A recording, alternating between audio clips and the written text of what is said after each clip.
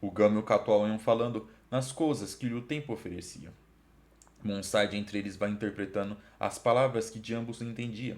Assim pela cidade caminhando, onde uma rica fábrica se erguia de um suntuoso templo, já chegavam pelas portas do qual juntos entravam. Ali estão das deidades as figuras, esculpidas em pau e pedra fria, vários de gestos, vários de pinturas, a segundo o demônio lhe fingia. Vêem-se as abomináveis esculturas, qual a quimera em membros se varia. Os cristãos olhos, a ver deuses usados em forma humana, estão maravilhados. Um na cabeça cornos esculpidos, qual Júpiter a mão em libe estava. Outro num corpo o rosto tinha unidos, bem como o antigo Jano se pintava. Outro com muitos braços divididos, Abriareu parece que imitava. Outro fronte canina tem de fora, com Anubis menfítico se adora. Aqui feita do bárbaro gentil, a superstiosa adoração. Direitos vão, sim, outro algum desvio, para onde estava o rei do povo vão. Engrossando-se vai da gente o fio, que com os ver o estranho capitão. Pelos telhados e janelas, velhos e moços, donas e donzelas. Já chegam perto, e não com passos lentos, dos jardins odoríferos aformosos, que em si escondem os régios aposentos, altos de torres não, mas sumptuosos.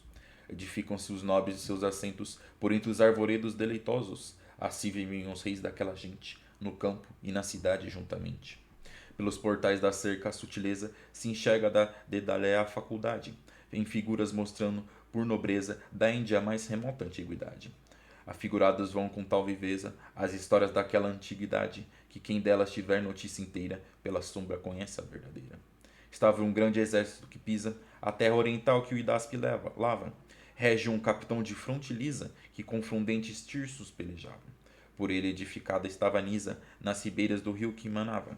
Tão próprio que se ali estiver Cimele, dirá por certo que é seu filho aquele. Mais avante, bebendo o seco rio, muito grande multidão da Síria gente, sujeita a feminino senhorio de uma tão bela como incontinente. Ali tem junto ao lado nunca frio, esculpido o feroz ginete ardente, com quem teria o filho competência, amor nefando, bruta incontinência. Daqui mais apartadas tremulavam as bandeiras de Grécia gloriosas, terceira monarquia, e sojulgavam até as águas gangéticas ondosas. De um capitão mancedo se guiavam, de palmas rodeado valerosas, que já, não de Felipe, mas sem falta, do progênite de Júpiter se exalta. Os portugueses vêm destas memórias, dizia o catual ao capitão. Tempo certo virá que outras vitórias estas, que agora olhares abaterão. Aqui se escreverão novas histórias por gentes estrangeiras que virão, que os nossos sábios magos o alcançaram quando o tempo futuro especularam. E diz-lhe mais a mágica ciência, que para evitar força tamanha, não valerá dos homens resistência, que contra o céu não valda a gente humana. Mas também diz que a bélica excelência, nas armas e na paz da gente estranha, será tal que será no novo mundo ouvido o vencedor por glória do vencido.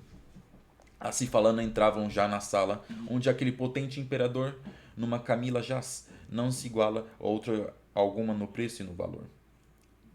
No recostado gesto se assinala um venerando e próspero senhor, um pano de ouro cinge, e na cabeça de preciosas gemas se adereça. Bem junto dele um velho reverente, com os joelhos no chão, de quando em quando lhe dava a verde folha da erva ardente que a seu costume estava ruminando. Um Brahmane, pessoa preeminente, para o Gama vem com passo brando, para que com o grande príncipe o apresente, que diante lhe acena que se assente. Sentado Gama junto ao rico leito, os seus afastados pronto em vista, estava Samori no trajo e jeito da gente nunca de antes dele vista. Lançando a grave voz do sábio peito, que grande autoridade logo aquista, na opinião do rei e do povo todo, o capitão lhe fala deste modo. Um grande rei, lá das partes onde o céu volúbil, com perpétua roda, da terra a luz solar com terra esconde, tingindo a que deixou da escura noda, ouvindo o rumor que lá responde o eco, com o rei de ti da Índia toda, o principado está e a majestade, vínculo quer contigo de amizade. E por longos rodeios a te manda, por te fazer saber que tudo aquilo que sobre o mar, que sobre as terras anda, de riquezas, de lá do Tejo ao Nilo, e desde a fria praga de Gangela, até bem onde o sol não muda estilo, nos dias sobre a gente de Etiópia, tudo que no seu reino em grande cópia. E se queres que com pactos e alianças, de paz e de amizade sacrinua, comércio consentido das abundâncias, das fazendas da terra sua e tua, porque cresçam as rendas e abastanças, por quem a gente mais trabalha e sua, de vossos reinos será certamente, de ti proveito e dele a glória ingente?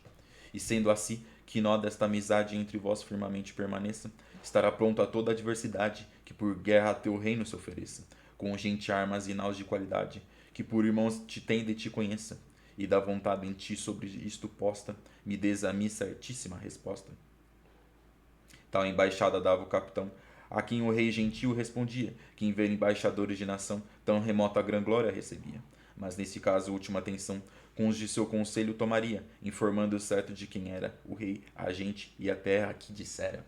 Bom, essas aqui são algumas das estrofes do sétimo canto dos Lusíadas, onde nós vemos aí o encontro dos marinheiros portugueses com o rei indiano do reino de Calicut.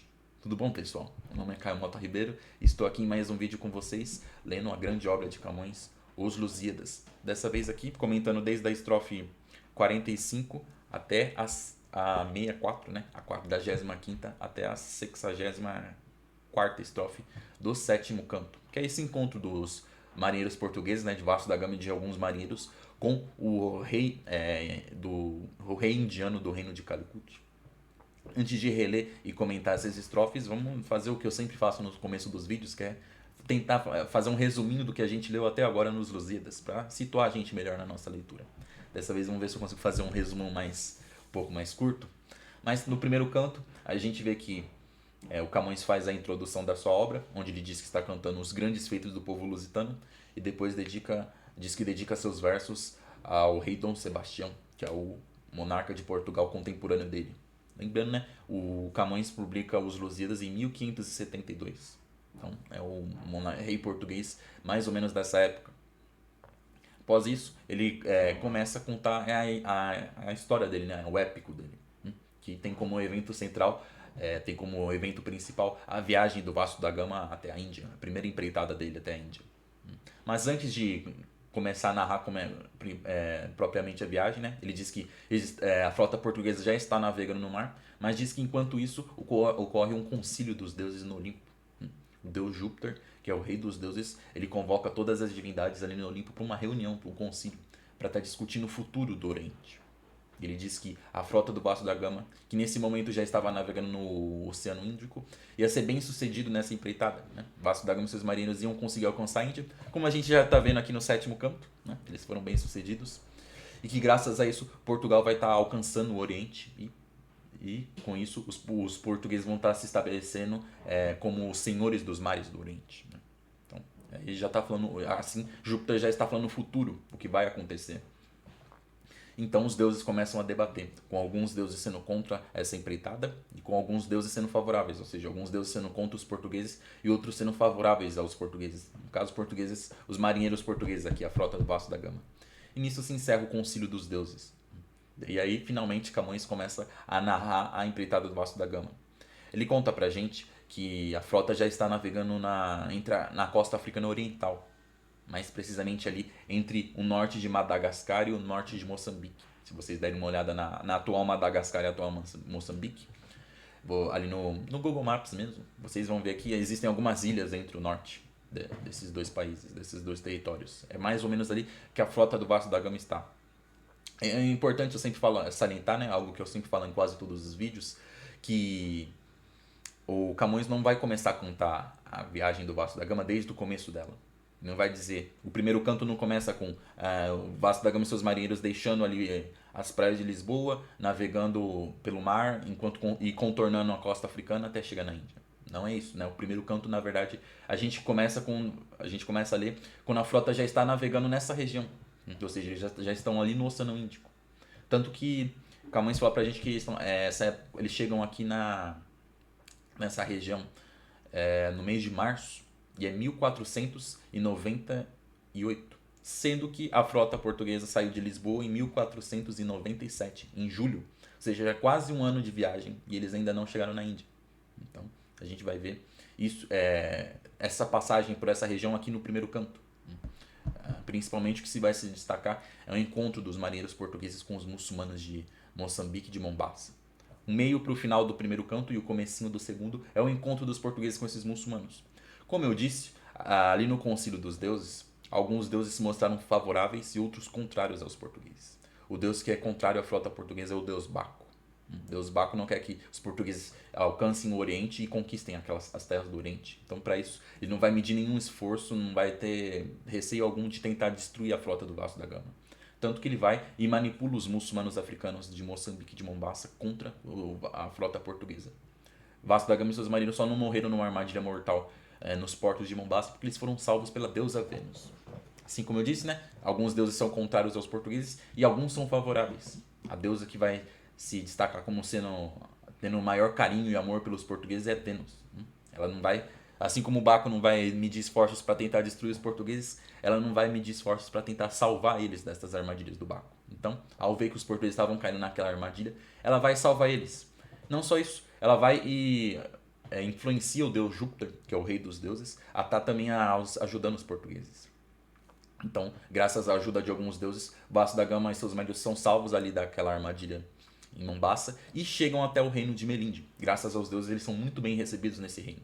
Apesar de ser um reino muçulmano, os deuses espalharam um bom nome dos portugueses ali. Então, eles são muito famosos e bem-quistos nesse local. Tanto que o rei de Melinde, ele vai até as naus portuguesas e pede para que Vasco da Gama conte a história de Portugal para ele. Isso já é o final do segundo canto. O terceiro canto é o momento que Vasco da Gama consente em estar contando a história de Portugal para ele.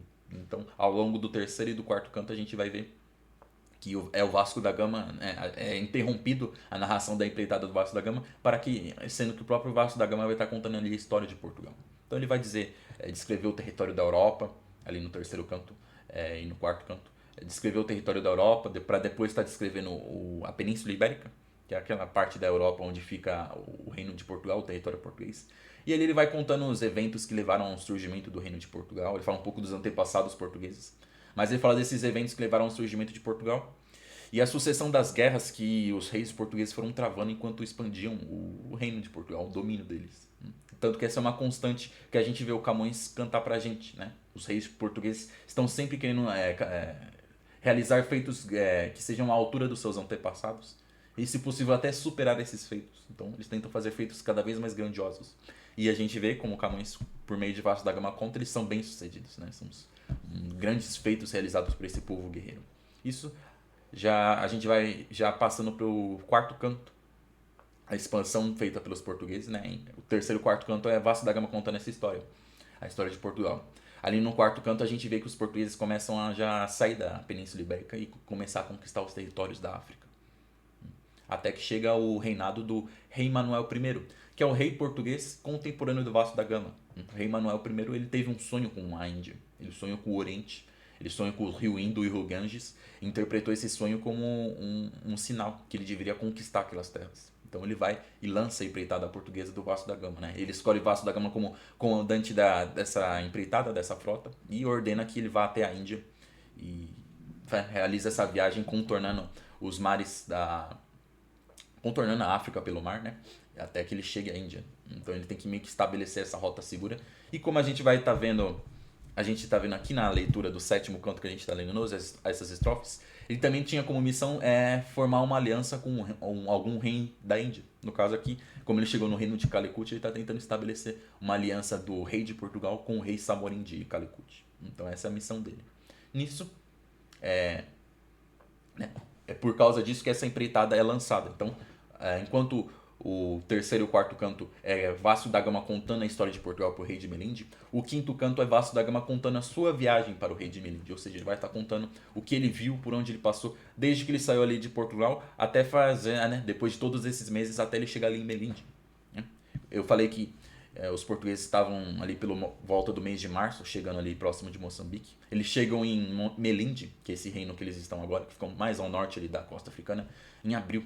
Então quase um ano, ele vai resumir quase um ano de viagem, que é isso no quinto canto. Então ele fala que eles foram navegando rumo ao sul, ele comenta sobre os reinos africanos por onde eles foram passando, né? Eles foram navegando um pouco mais longe da costa, mas eles sabiam por onde eles estavam passando. E até que depois de 5 meses e mais, se eu não me engano, 5 dias, eles chegam ao extremo sul da África, né? Chegam ali no Cabo das Tormentas. É ali que eles têm um encontro com o famoso gigante Adamastor. Passando dali, o Camões começa a falar, né? Camões, por meio do Vasco da Gama, conta que eles começaram a navegar no Oceano Índico e subindo, né, a costa. Eles desceram rumo ao sul, afinal eles estavam na parte ocidental, agora que eles passaram pelo Cabo das Tormentas, que depois é nomeado como Cabo da Boa Esperança. Isso já antes do Vasco da Gama já é importante, né, salientar que apesar da frota do Vasco da Gama ser a primeira a alcançar a Índia, ela não foi a primeira frota portuguesa a navegar. Os portugueses, ao longo de várias décadas, eles foram navegando. Depois que eles começaram a conquistar ali, saíram ali da Península Ibérica para conquistar a África, eles foram navegando cada vez mais ao sul, explorando alguns territórios, né? Tanto que eles passam ali pela... Quando o Vasco da Gama passa pela Ilha da Madeira, que é um território que até hoje é de Portugal, ele fala que ali foi o primeiro território conquistado pelos portugueses, né? Território marítimo. O Camões coloca isso pra gente. Mas, isso, eu tô mencionando isso porque até o extremo sul da África, até um pouco depois ali do Cabo das Tormentas, o Cabo da Boa Esperança, esse território já tinha sido navegado anteriormente. Ou seja, é a partir um pouco depois do Cabo das Tormentas que o Vasco da Gama está fazendo uma viagem portuguesa pela primeira vez. Ou seja, a partir dali ele está navegando um tanto às cegas. Então, nessa região, na costa africana oriental, o Camões, por meio do Vasco da Gama, ainda fala sobre as dificuldades da frota portuguesa.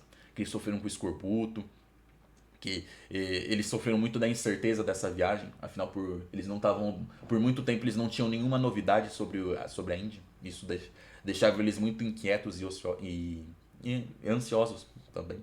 E também menciona os desencontros que eles tiveram com os muçulmanos de Moçambique e Mombasa, que a gente viu lá no primeiro canto, ou seja, o finalzinho aqui do quinto canto vai se conectando ao começo do segundo, ao começo do primeiro, né? O que a gente viu lá no primeiro canto. Afinal, como eu disse, Vasco da Gama está contando nesse momento a sua viagem para o rei de Melinde. Então, essas desventuras que ele passou por ali, a gente viu um pouquinho lá no primeiro canto. E aí ele encerra o quinto canto dizendo que, passado tudo isso, ele chegou ao reino de Melinde, onde ele foi muito bem recebido, ele e seus marinheiros foram muito bem recebidos, acolhidos de uma forma muito gentil pelo rei de Melinde. E aí termina o quinto canto. O sexto canto é a partida ali o Vasco da Gama continua a sua viagem, né? Depois de ter descansado, se reabastecido, ele e seus marinheiros saem ali do reino de Melinde e vão navegar, vão voltar a navegar e agora, né, mais próximo do que nunca da Índia. Uma coisa importante é que é ali no reino de Melinde que eles conseguem um piloto guia para conduzir eles até a Índia. A gente viu lá no primeiro canto que eles conseguiram um piloto para ajudar eles, para estar guiando eles, lá no reino de Moçambique. Mas, como eu bem disse, né, o deus Baco tinha manipulado aqueles muçulmanos todos. Então, o piloto guia de Moçambique, na verdade, estava tentando levar eles para uma armadilha. Esse piloto guia de Melinde, que eles conseguiram agora, ele é amigável. Ele não tem nenhuma intenção ruim contra os portugueses. Então, ele leva eles até a Índia. No meio do caminho, a frota portuguesa quase é destruída. O deus Baco, ele não tinha desistido de destruir os portugueses, então, assim como ele manipulou os muçulmanos de Moçambique e Mombasa contra a frota portuguesa, aqui no sexto canto a gente vê que ele conseguiu manipular os deuses do mar contra os portugueses, né? Ele vendo que a frota já estava quase chegando na Índia, ele foi até o fundo do mar e convocou todos os deuses e por meio de um discurso muito dramático, ele conseguiu convencer os deuses do mar a soltar os furiosos ventos contra os portugueses, né? Os furiosos ventos são as divindades que personificam os ventos, né? O vento do sul, do norte. E esses ventos sopraram uma terrível tempestade que quase destruiu a frota do Vasco da Gama, né? Só não foram destruídos porque Vênus, mais uma vez, foi e salvou os portugueses. A deusa Vênus foi lá e, com a ajuda das ninfas, acalmou a fúria desses ventos. E com isso, a tempestade que estava atacando a frota, vamos colocar assim, ela se dispersa. E aí começa a amanhecer com os portugueses chegando próximo da Índia. Isso é o fim do sexto canto. O sétimo canto que a gente está lendo é a chegada dos marinheiros portugueses na Índia. A gente viu nos vídeos anteriores que, né, no começo do sétimo canto ainda o Camões faz alguns comentários sobre a situação do cristianismo na Europa, onde ele critica os povos cristãos por estarem batalhando entre eles em vez de estar enfrentando os muçulmanos e expandindo o cristianismo no mundo, e diz que o único povo, né, segundo Camões, que realmente ainda se mantém humilde e continua querendo expandir o cristianismo no mundo é o povo de Portugal. Mas essas são as primeiras estrofes ali aqui do sétimo canto que a gente está lendo. Depois ele comenta a chegada da frota portuguesa. A gente vê que como a frota tem por hábito, os marinheiros de Portugal têm por hábito nunca atracar no porto da cidade, mas sim eles ficam ancorados um pouco próximo da costa. Foi enviado um mensageiro que ia em terra conhecer e ir até o rei desse local. Eles estavam chegando ali no reino de Calecut, O reino e na cidade de Calicut, que fica dentro da província de Malabar. Né? É importante salientar que a Índia nessa época ela não estava unificada, como é hoje. Né? Hoje a Índia é unificada.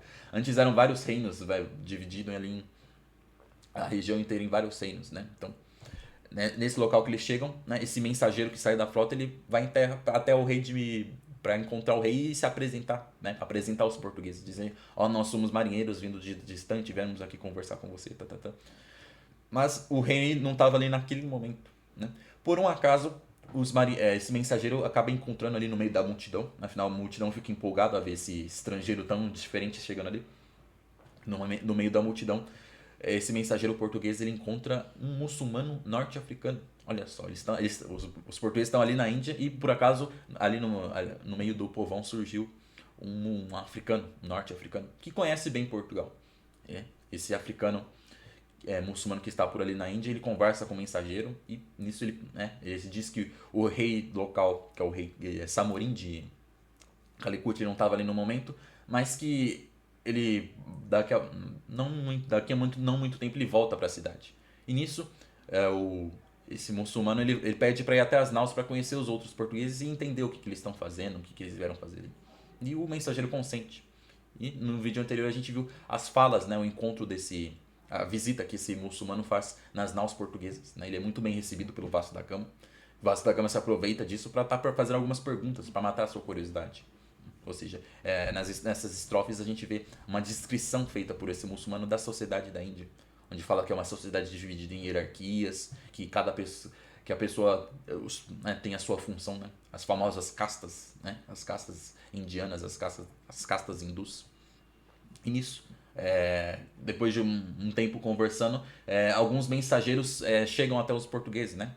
Como os portugueses chegaram ali, teve um grande alvoroço na cidade. Quando o rei de Calicut, que é o Samorim, ele volta, ele fica sabendo disso, né? Que chegaram alguns visitantes. E ele convida o Vasco da Gama e seus marinheiros para irem até o palácio dele. Então, nesse momento aqui, né, que a gente está lendo, é a chegada um momento que o Vasco da Gama está sendo levado ele atravessa a cidade até os palácios do rei Samorim, e ele, diante do rei Samorim, propõe uma aliança do rei de Portugal do rei Samorim com o rei de Portugal.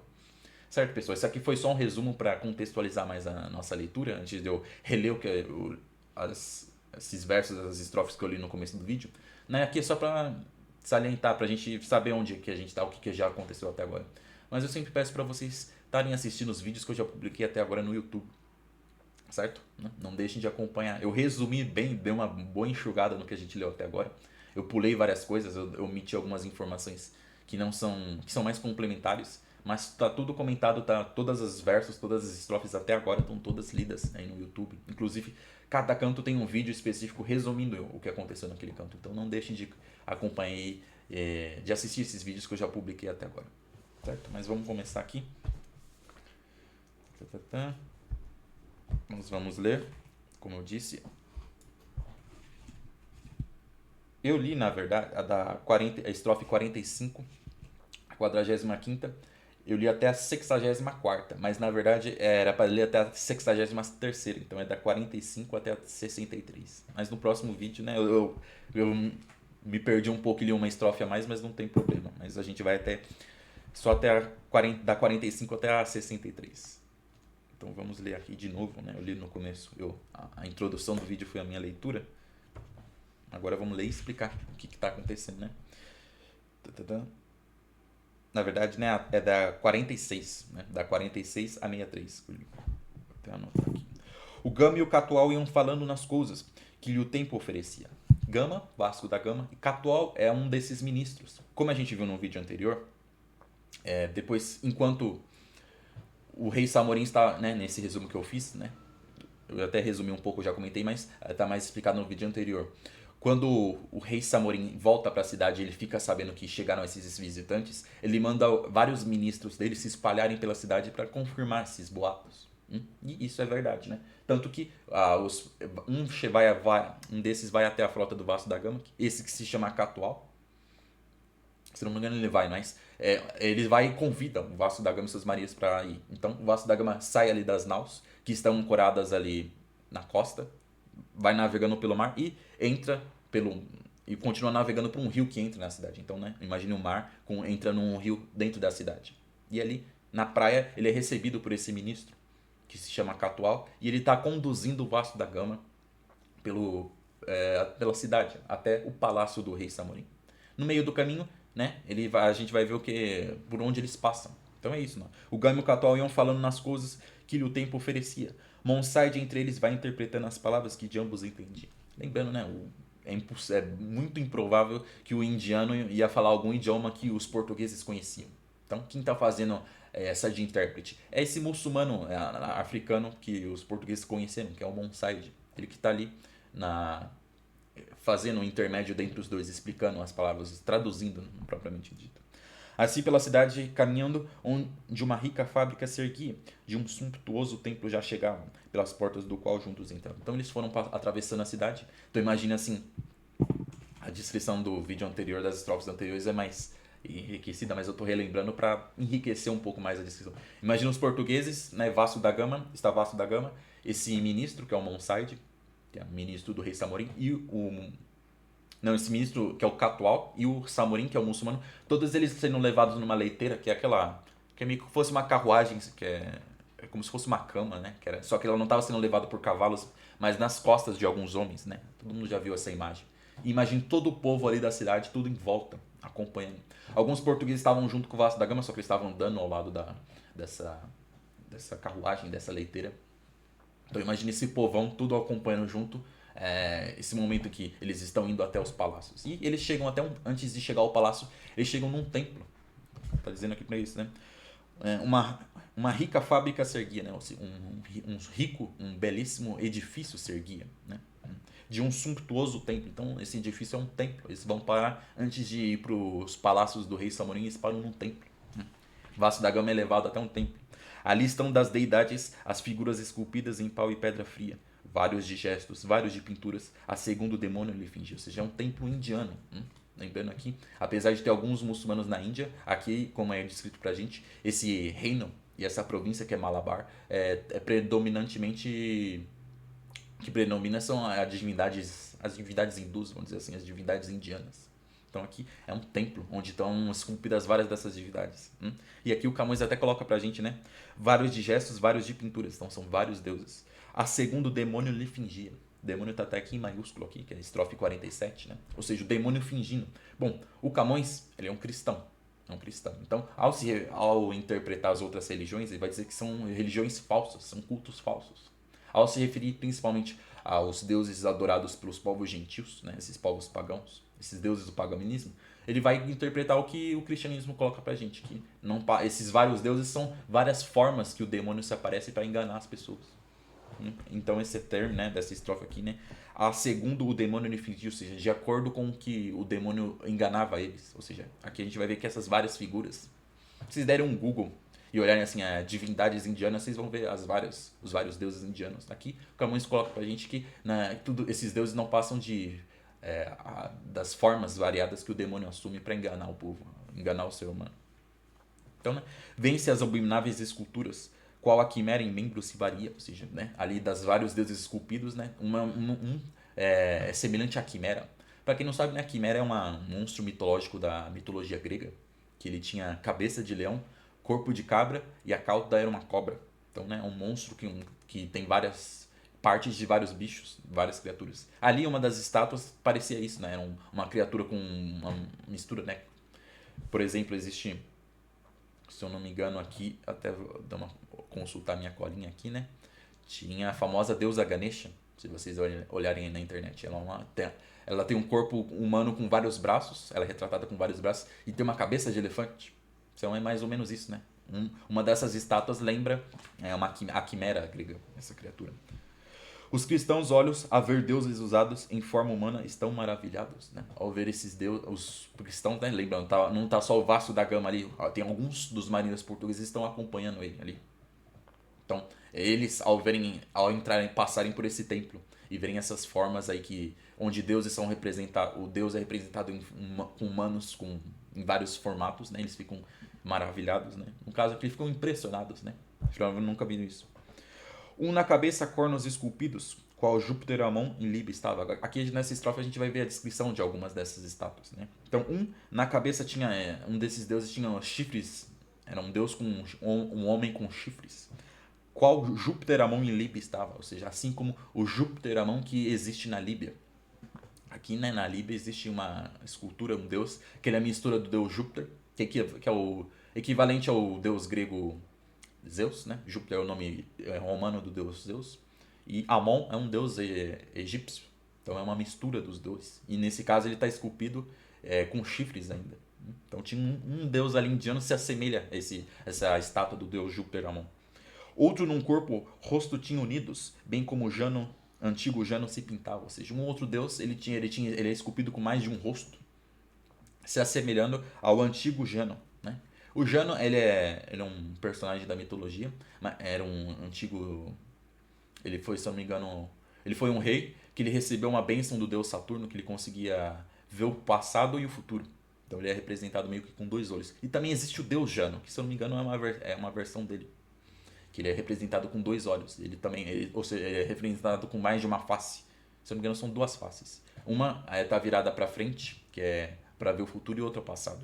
Para quem não sabe, o mês de janeiro, que é o primeiro mês do ano, é uma referência a Júnior, é esse deus, né? Afinal, o nosso calendário é um calendário romano, então ele tem algumas influências da antiga Roma. Então, esse deus Júnior, que é um deus romano, ele é o primeiro, janeiro é o primeiro mês do ano, porque o Júnior é o mês ele é o deus do começo, dos inícios, é o deus das portas, né? E como janeiro é o primeiro mês do ano, é escolhido como o mês de junho, que é o começo, né? Para quem não sabe. Então, ali na Índia, nesse templo indiano, os portugueses estão vendo uma divindade que tem mais de um rosto, assim como Juno. Se vocês derem uma olhadinha na internet, existe o deus indiano que se chama, eu tô até olhando aqui na minha colinha, chama-se Brahma.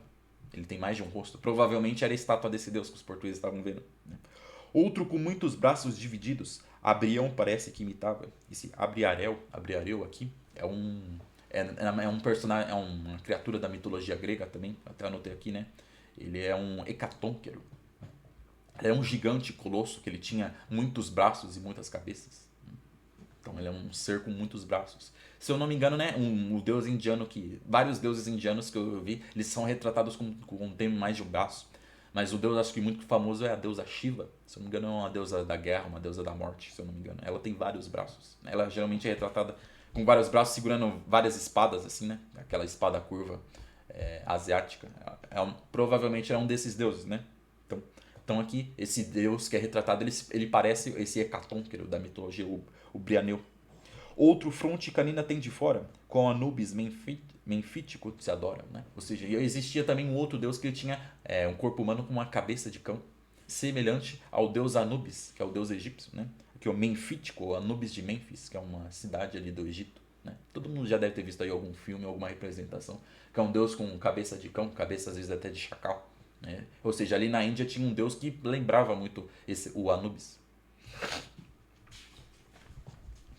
Aqui feita do bárbaro gentil a supersticiosa adoração, direitos vão, sem outro algum desvio, para onde estava o rei do povo vão. Então, como eu disse, né, os portugueses foram recebidos ali na praia do rio, ali dessa cidade que é Calicut, e levados por esse ministro indiano, do rei, que se chama Catol, esse ministro que se chama Catol, até o palácio. Só que antes eles pararam num templo, e aí os portugueses viram essas estátuas. Aqui, né, feita do bárbaro gentil a supersticiosa adoração. Ou seja, o bárbaro gentil é uma referência aos indianos, né?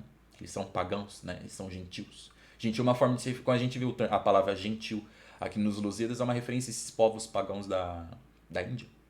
Então, ele chegou ali, ele levou os portugueses ali, e provavelmente esse ministro e os demais indianos que estavam ali adoraram esses deuses, fizeram algum ritual, alguma prece, alguma oração. E depois disso, eles continuaram seguindo, né, levando o Vasco da Gama e seus marinheiros até o palácio do rei Samorim. Engrossando-se vai da gente o fio que com os vem ver o estranho capitão. Estão pelos telhados e janelas, velhos e moços, donas e donzelas. O que quer dizer isso? Aqui é o povo que estava acompanhando. Como eu disse, né, o povão se ajuntou ali em volta do Vasco da Gama, do ministro Catual e dos portugueses. Então imagine esse povão se estendendo por toda a cidade, acompanhando, uma grande multidão acompanhando. Então é isso, né? Vem ver o estranho capitão. Estranho é desconhecido. E também era estranho, né? Afinal, ele era um europeu. Então ele tinha um aspecto diferente, a cor da pele diferente e os trajes muito diferentes. Então ele era bem estranho. Geralmente, eu estou explicando isso porque geralmente a palavra estranho aqui nos Lusíadas geralmente significa desconhecido. Que não deixa de ser estranho e desconhecido para os indianos, né? Estão pelos telhados e janelas, velhos e moços, donas e donzelas. Então tá o povão todo ali espalhado, alguns até em cima de telhados para observar a chegada desses visitantes portugueses. Já chegam perto, e não com passos lentos, dos jardins odoríficos formosos, que em si escondem os régios aposentos, altos de torres não, mas suntuosos. Eles estão chegando ali num jardim, e dentro desses jardins está o palácio do rei Samorim. Olha que interessante, né? Aqui, ó, jardins odoríferos formosos, ou seja, um belo jardim bem cheiroso. Então imagina ali várias flores, de vários tipos de flores que exalavam um perfume. Então é um jardim muito cheiroso. É interessante aqui, ó, em si se escondem os régios aposentos. Então ali é um jardim que está ali no meio da cidade. A gente vai ver que ele está escondendo os régios aposentos, os aposentos reais do rei. Altos de, altos de torre não, ou seja, não é um palácio muito alto de torres. Então ele é um palácio mais baixo, deve ter pouquíssimos andares, né? Porque geralmente a gente vê um palácio europeu, geralmente é um castelo com uma torre bem alta. Mas aqui não. Mas muito suntuoso, apesar de não ser tão alto, ele é muito suntuoso, muito elegante, muito belo. Então imaginem um palácio indiano. Edificam-se os nobres de seus assentos por entre os arvoredos deleitosos. Assim vivem os reis daquela gente, no campo e na cidade juntamente. Aqui é a explicação por que o palácio fica no meio da cidade por entre um jardim. Ou seja, é um hábito, é um costume deles. Geralmente o palácio de algum rei, um castelo, às vezes ele ficava um pouco longe da cidade. Em alguns locais, na Europa existe, em alguns locais do europeu são assim, antigamente. Mas aqui, né, nessa cidade indiana, ele fica no meio da cidade e ele fica meio que escondido num jardim. Para dar essa impressão, né? E é interessante aqui, né? No campo e na cidade juntamente, ou seja, o rei ele ficava como um grande jardim, ele tinha a sensação de ele estava ao mesmo tempo no mato, né, no campo e no jardim e na cidade. Pelos portais das cercas a sutileza se enxerga da dedália faculdade, ou seja, por entre as cercas, né? Então imagine os portugueses chegando, por entre as cercas eles conseguem ver várias esculturas, né? Novamente algumas esculturas aqui, né? A dedália faculdade, o que quer dizer isso, né? Dedália é referente a Dédalo, a faculdade de Dédalo. Dédalo é um personagem da mitologia que ele era um grande inventor, um grande escultor. Ele, por exemplo, ele que criou o famoso labirinto do Minotauro. Foi ele que criou, né? O rei Minos. Ele teve uma situação que, se eu não me engano, é até interessante a história do Minotauro, que o rei Minos ele tinha que fazer um sacrifício, sacrificar um touro pro rei Poseidon. O próprio Poseidon deu um grande touro, ele enviou um grande touro para ele. Só que o rei Minos ficou encantado com esse touro. E ele não quis sacrificar aquele touro, ele falou: eu vou esconder esse touro e vou sacrificar um outro.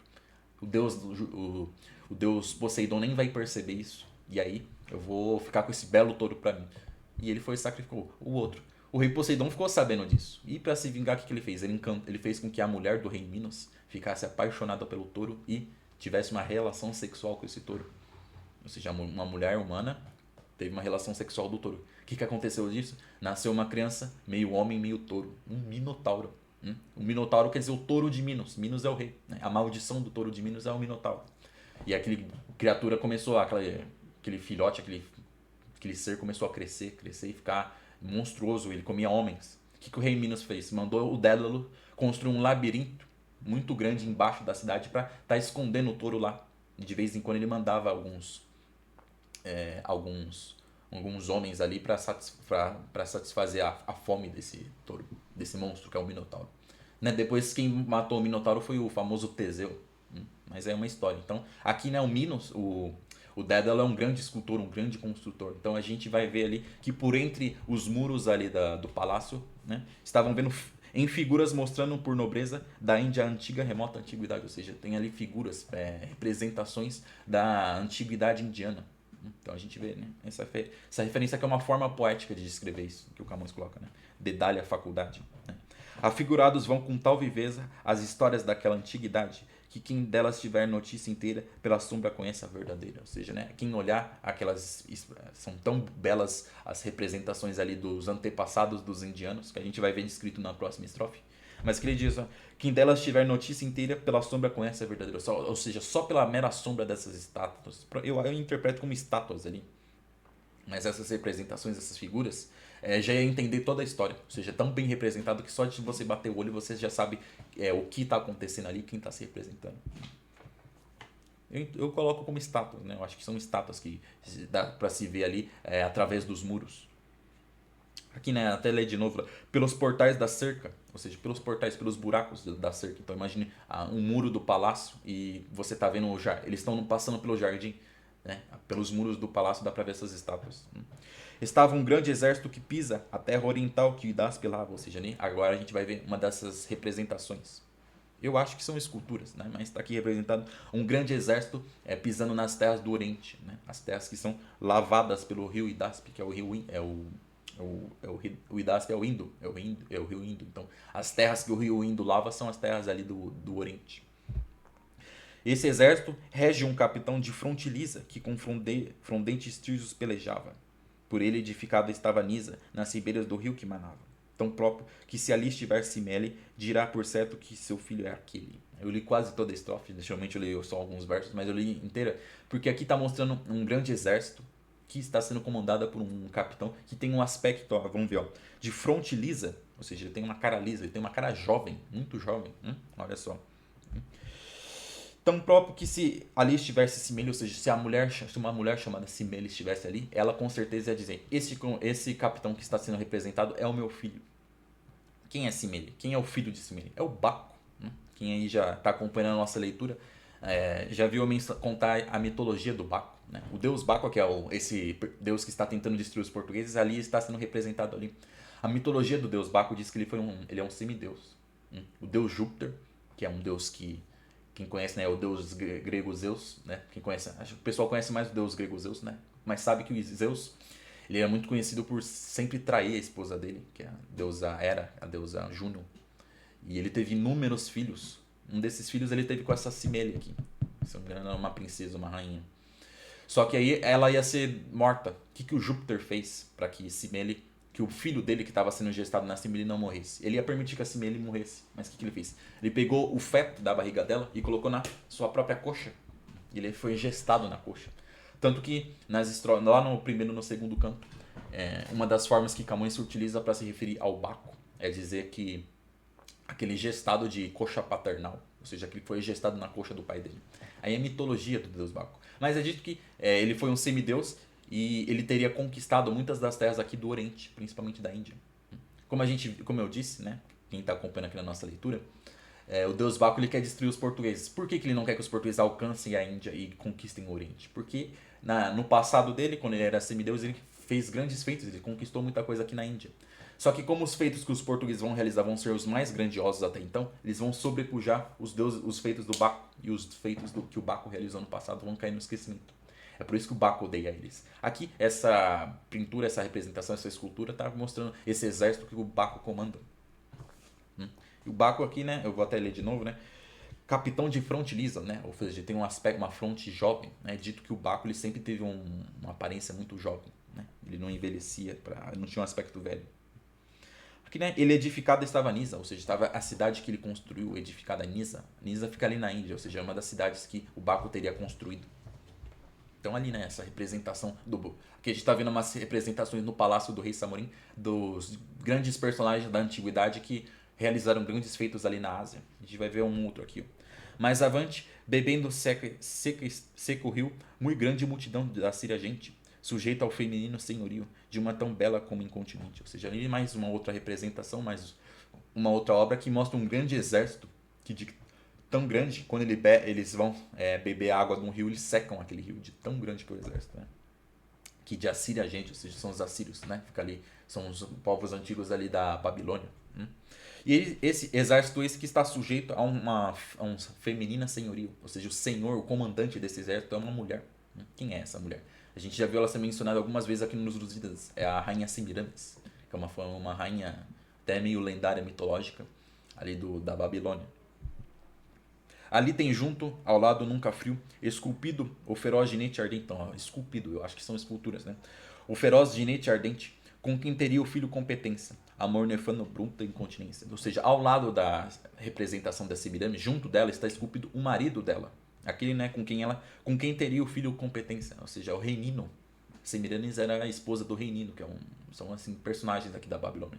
É dito, né, por que está sendo mencionada? Porque na história diz que ela foi conquistando ali daquela região da Babilônia, da Pérsia, até a região do Oriente, ou seja, conquistou alguns territórios ali da Índia. Então é por isso que ela também está sendo representada.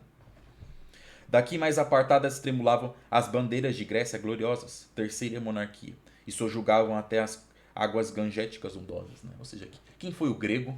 Que agora a gente está vendo uma outra representação, né? Aqui a gente está vendo sendo representado as bandeiras da terceira monarquia grega, ou seja, de um monarca grego, que sojugou desde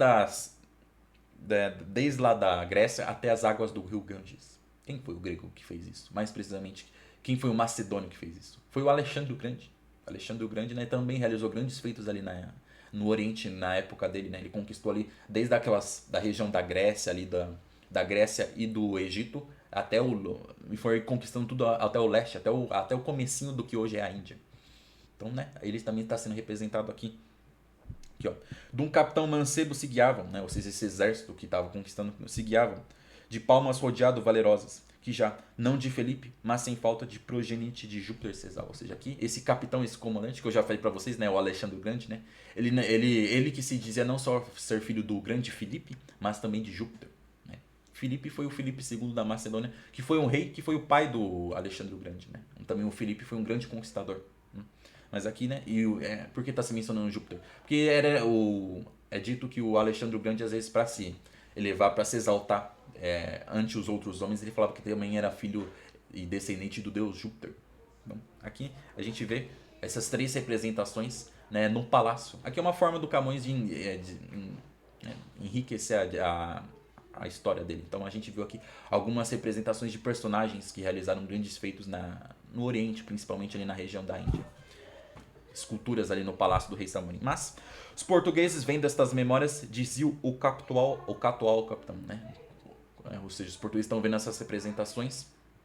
Quando os portugueses estão vendo essas belas esculturas, esse ministro indiano catual que estava acompanhando os portugueses começa a falar com o Vasco da Gama, né? Ao capitão. Né? Ele está dizendo: tempo cedo virá que outras vitórias estas, que agora olhais, abaterão. Ou seja, está dizendo, ó, futuramente, aqui na Índia, ocorrerão batalhas onde o vitorioso vai realizar feitos maiores do que esses que estão representados nessas esculturas. É isso, né? Tempo cedo virá, ou seja, em breve, tempo cedo. Cedo é aquilo que é curto, né? Próximo, tempo próximo.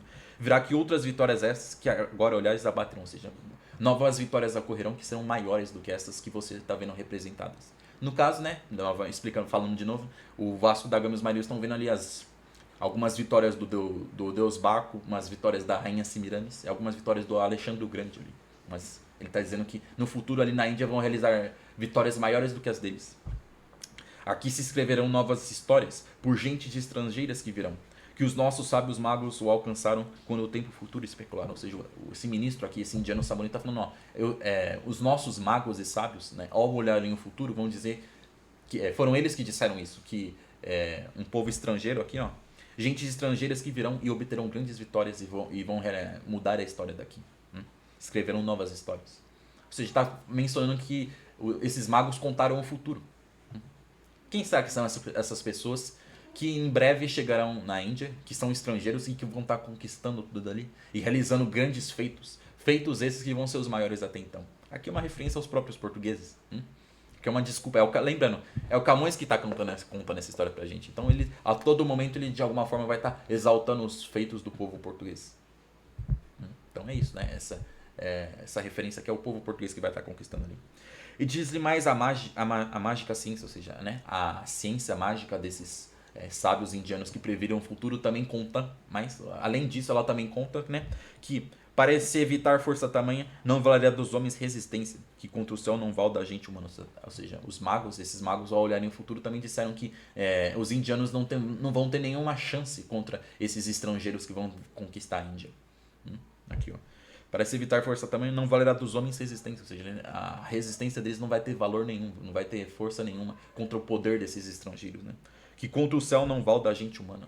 Aqui é uma Ou seja, contra o poder do céu, não, os homens não têm força alguma. Aqui no caso é uma coisa que o Camões sempre coloca pra gente, que os portugueses estão sempre realizando as suas conquistas com a bênção de Deus. É por isso que eles são sempre vencedores, são tão grandiosos conquistadores. Porque os portugueses estão lutando por Deus e Deus está abençoando os portugueses sempre. Que é uma referência, né? Mas também diz que a bélica excelência nas armas e na paz da gente estranha terá tal que no mundo ouvido o vencedor por glória do vencido, né? Será o vencedor por glória do vencido. Vou ler aqui. Será no mundo ouvido o vencedor por glória do vencido. Aqui está dizendo que que esse povo vai estar realizando também, além de grandes feitos militares, vão estar estabelecendo uma paz ali. Então é isso, né? Que é uma menção aos feitos futuros que vão ser realizados ali na Índia. Assim falando entravam, ou seja, assim, enquanto falava isso, enquanto esse ministro indiano, que é o Catual, falava isso pro Vasco da Gama, eles vão entrando finalmente no palácio do rei Samorim. Já na sala onde aquele potente imperador, numa camilha jaz, que não se iguala de outra alguma no preço e no valor. Então imagina os Vasco da Gama e seus marinheiros chegando ali e encontrando o rei Samorim sentado numa camilha, que é um tipo de assento. Esse assento, né, de outra alguma no preço e não se iguala em outro. Ou seja, era tão rico, era tão bonito que ele devia ser o mais valioso do mundo. No recosto o gesto se assinala um venerando e próspero senhor. Ou seja, é a descrição do rei Samorim, como é que ele era. Né? Ele já era um homem mais velho. Um pano de ouro cinge, ou seja, ele cinge, o divide. Ou seja, ele não está usando uma camiseta ou uma blusa, né? Mas é um pano que divide, que era feito de ouro. E na cabeça de preciosas gêmeas adereças, ou seja, na cabeça dele estava com várias gemas. Eu imagino que sejam brincos, ou às vezes também uma coroa com várias pedras preciosas. Bem junto dele, um velho reverente, com os joelhos no chão, de quando em quando lhe dava a verde folha da erva ardente, que a seu costume estava ruminando. Ou seja, ao lado do rei Samorim tinha um velho que, de tempos em tempos, colocava na boca dele uma folha de uma erva ardente. Que eu não sei direito que erva é essa. Eu não acho que seja alguma droga. Deve ser algum estimulante ali. Ou talvez, sei lá, hortelã, alguma coisa assim, né? Um Brahmani, pessoa preeminente, para o Gama vem com passo brando, para que ao grande príncipe o apresente, que diante lhe acena que se assente. Ou seja, né? E o boss da Gama tá vendo isso e vem até ele um Brahmani. A gente viu no vídeo anterior, né, quem são os Brahmanes. A sociedade indiana é dividida em castas, em grupos. Os Brahmanes são os sábios, são aqueles responsáveis pelo estudo, pela filosofia e pela religião. São aqueles que cuidam do saber e da religião. Então, imagine um velho sábio, um professor, indo até Vasco da Gama. Né? Imagina ali o palácio do rei Samorim, tá vindo um velhinho agora até ele, pedindo para que ele se sente próximo do rei Samorim. Né? Para que ao grande príncipe o apresente, ou seja, vai apresentar o Vasco da Gama a esse rei Samorim. Né? Aqui está sendo mencionado também como príncipe. Que diante lhe acena que se assente, ou seja, daí está apontando, assente aqui para que para que vocês sejam apresentados. Sentado o Gama junto ao rico leito, os seus mais afastados, pronto em vista estava o Samorim, no traje de jeito da gente, nunca destes antes dele vista, ou seja, e assim, né, está aquela divisão que estava. O Vasco da Gama sentado ali próximo do rei Samorim, enquanto os portugueses estavam um pouco mais distantes. Aqui, ó. O Samorim estava no jeito da gente que nunca deles antes visto, ou seja, estavam utilizando trajes do povo indiano. Trajes estes que os portugueses nunca viram, desse povo que eles nunca conheceram, ou seja, as roupas eram estranhas. Lançado a grave voz do sábio peito, que grande autoridade logo aquista, da opinião do rei e do povo todo, o capitão lhe fala desse modo. Ou seja, agora, né, nas próximas estrofes a gente vai ver as falas que o Vasco da Gama vai dizer. Né? No caso aqui, ele vai estar ele projeta uma voz grave para estar chamando a atenção e impressionando os indianos que estão ali, né? Que grande autoridade logo aquista na opinião do rei do povo todo, ou seja, né? Ao falar com uma voz assim tão, vamos colocar assim, né, grave e tão sábia, de uma forma tão sábia, ele logo aquista, ou seja, conquista, né, vamos colocar, Camões coloca a autoridade, ou seja, ele conquista o respeito dos que estão ali. Um grande rei, lá das partes onde o céu volúbil, com perpétua roda, da terra a luz solar com terra esconde, tingindo a que deixou da escura roda, ouvindo o rumor que lá responde, o eco, com quem ti da Índia toda, o principado está e a majestade, vínculo quer contigo de amizade. Eu li aqui essa estrofe inteira, mas ela é um pouco complicada de entender. Bom, aqui são as falas do Vasco da Gama. O que ele está dizendo? Um rei grande, ou seja, algum rei que não é ele, afinal não é o rei, Ou seja, não está se referindo ao rei Samorim, mas a algum outro rei. Rei esse, agora eu vou ler o final da estrofe aqui. Vínculo quer contigo de amizade. Ou seja, algum rei quer ser seu amigo. Né? Onde está esse rei? Ele é lá das partes onde o céu volúbil, com perpétua roda, ou seja, o céu que vai rodando, ou seja, onde o mundo, ou seja, ele é de uma outra região. Da terra a luz solar com terra esconde, ou seja, de uma região distante. Que hora está de dia, hora está de noite. Que é uma forma poética e bem confusa de se referir ao rei de Portugal. Ou seja, um rei distante. Que rei é esse que quer ser amigo do rei Samuel? Que rei é esse que de uma terra muito distante quer ser aliado dos indianos? É o rei de Portugal, que é uma forma poética de se referir ao rei de Portugal, né? O rei de Portugal, ouvindo o rumor que lá responde o eco, ou seja, ouvindo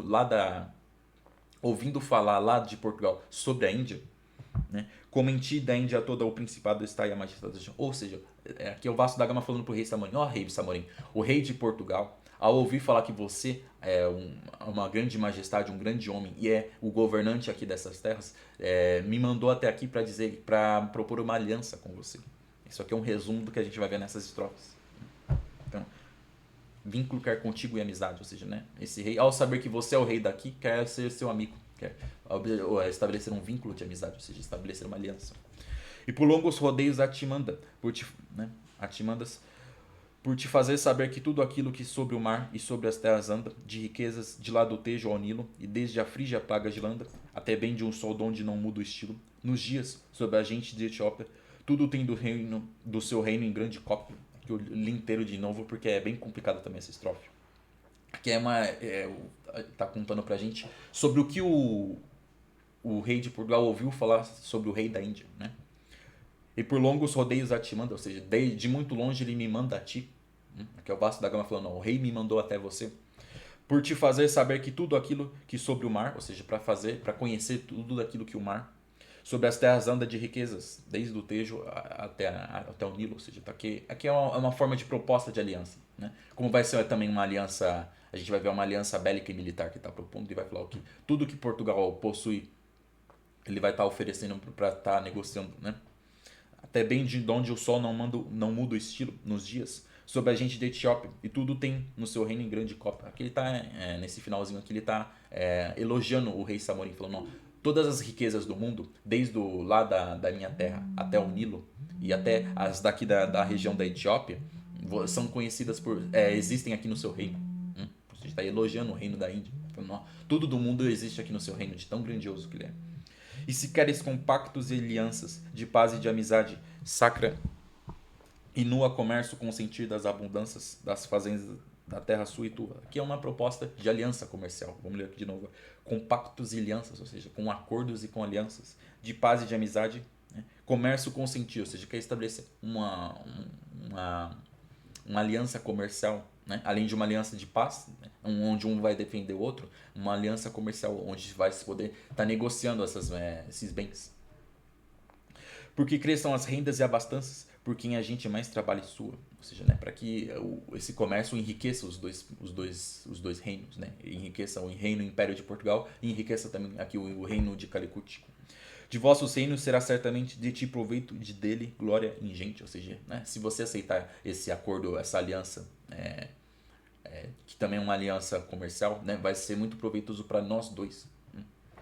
E sendo assim, que o nó desta amizade entre vós firmemente permaneça, estará pronto a toda a adversidade que por guerra a teus reinos se ofereça. Né? Além disso, caso o rei Samorim aceite essa proposta com o rei de Portugal, ele também vai estar, o rei de Portugal também vai estar sendo um aliado dele.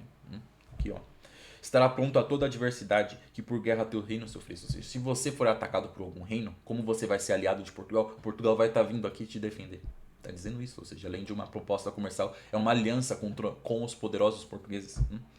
Com gente, armas e naus de qualidade que por irmão te tem e te conheça. Ou seja, ele vai estar vindo aqui te defender, lutar ao seu lado com suas armas, com as suas naus, com tudo de a melhor qualidade possível, como se ele fosse seu irmão.